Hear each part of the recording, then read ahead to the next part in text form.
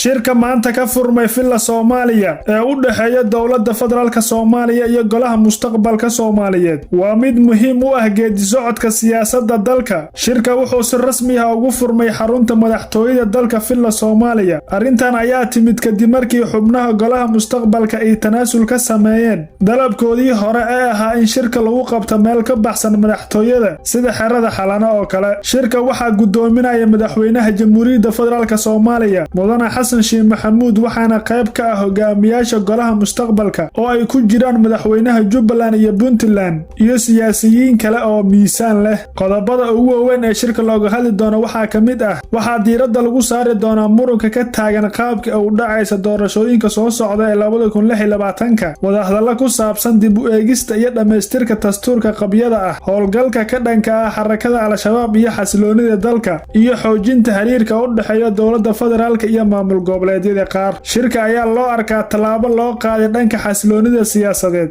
iyo dhimista xiisadda u dhaxaysa dowladda iyo mucaaradka. Beesha caalamka ayaa sidoo kale soo dhaweysay furitaanka wadahadalada socda. Saciid Cabdullaahi Dani iyo Axmed Madoobe ayaa yimaadeen Villa Soomaaliya maanta waxayna arrinta dhalatay isfahan iyo tanaasul dheer kadib khilaaf u dhaxeeya dowladda federaalka Soomaaliya iyo labada maamul goboleed. Labada hogaamiye iyo xubnaha golaha mustaqbalka ayaa ugu dambeyn sameeyay tanaasul iyagoo sheegay inay ka laabteen dalabkoodii hore taas ay ku sheegeen inay tahay meel dhexdhexaad ah iyo meel amnigooda ay ku aamini karaan. Ra'iisul Wasaare Xamse Cabdi Barre ayaa kulan albaabada u xiran yihiin la qaatay labada madaxweyne goor dambe oo habeenkii Isniinta isagoo ku qanciyay inay aqbalaan Villa Soomaaliya si loo bilaabo wadahadalo rasmi ah. Waxaa jira cadaadis xooggan oo ka imaanaya qaramada midoobay midowga Yurub iyo Mareykanka kuwaas oo ku buuriyay in madaxda maamul goboleed ay tagaan Muqdisho oo ay wadahadalada ka qayb galaan si looga baaqdo firaaq dastuuri ah. Dowladda federaalka Soomaaliya ayaa ku dooday in loo baahan yahay midnimo qaran si looga jawaabo talaabooyinkii ugu dambeeyay ee ku saabsan aqoonsiga Somaliland taasoo ahayd qodob la doonayo in lagu muddeeyo mowqif mideysan oo ka sarreeya khilaafka gudaha.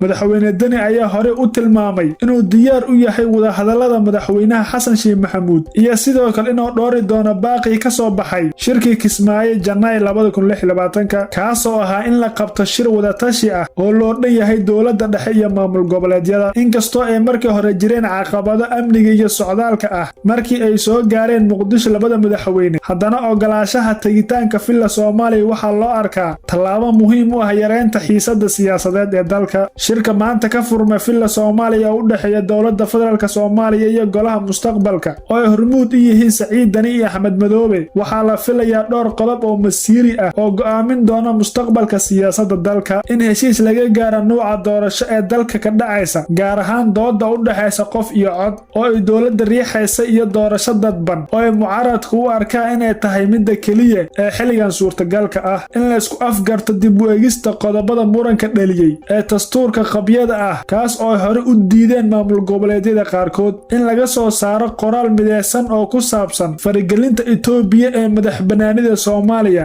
gaar ahaan is-afgaradkii dhexmaray Itoobiya iyo Somaliland. In la yareeyo kalsooni darrada ka dhex jirta labada dhinac iyadoo imaashaha Dani iyo Axmed Madoobe ee Villa Soomaaliya loo arko inay tahay guul weyn oo laga gaaray dhisidda kalsoonida iyo wada shaqaynta dowladda dhexe iyo maamul goboleedyada. In la xoojiyo wada shaqaynta dowladda dhexe iyo maamul goboleedyada ee dhinaca amniga gaar ahaan dagaalka Al-Shabaab iyo qaybsiga kheyraadka dalka. Falaqeeyaasha siyaasadda ayaa qaba in haddii shirkan uu miro dhalo uu horseedi doono heshiis siyaasadeed oo loo dhan yahay kaas oo dalka ka badbaadi doona firaaq dastuuri ah ama qalalaasa siyaasadeed.